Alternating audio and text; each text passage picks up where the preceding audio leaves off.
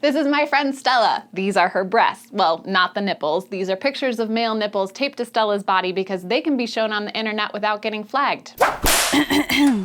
Today we're going to talk about breasts, part 1 of a part 2 series on how to touch boobs. This episode discusses external and internal anatomy as well as breast exams, and then the second episode will be about touching boobs for pleasure in addition to their health. Stella's breasts will help. Just keep in mind they're only one representation. There's so much diversity within and across ages, sexes, racialized groups, and experiences, like being pregnant or having one's nipples pierced. 007b.com has a variety of breast photographs, including descriptions written by the person who has the breasts about how valuable knowing what other breasts look like is, how much it improves the feelings we have about our own bodies. Stella, are you feeling good about your body and your breasts? Yes, I am. Can I draw on you now? Yes, you may.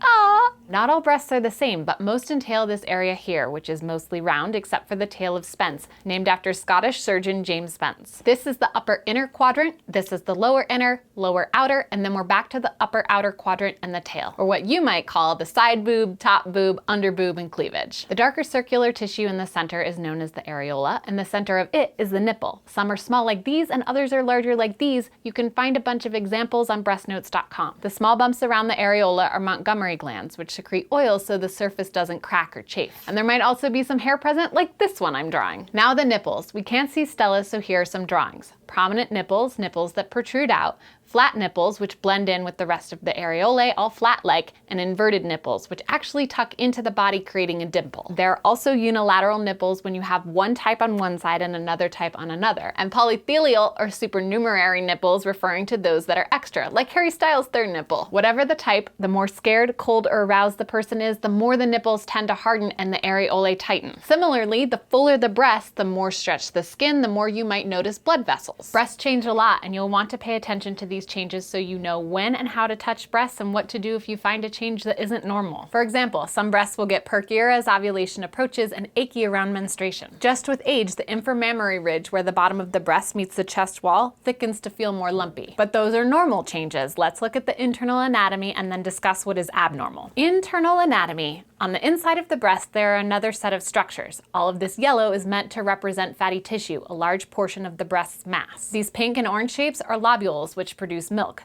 The lactiferous ducts in purple are what draws the milk out to the nipple. The green lines represent Cooper's ligaments, which help hold everything in place and give it that nice boob shape. And if the person has had implants, they'll look more like this. Subfacial, where the implant's placed between the pectoral muscle and the fascia.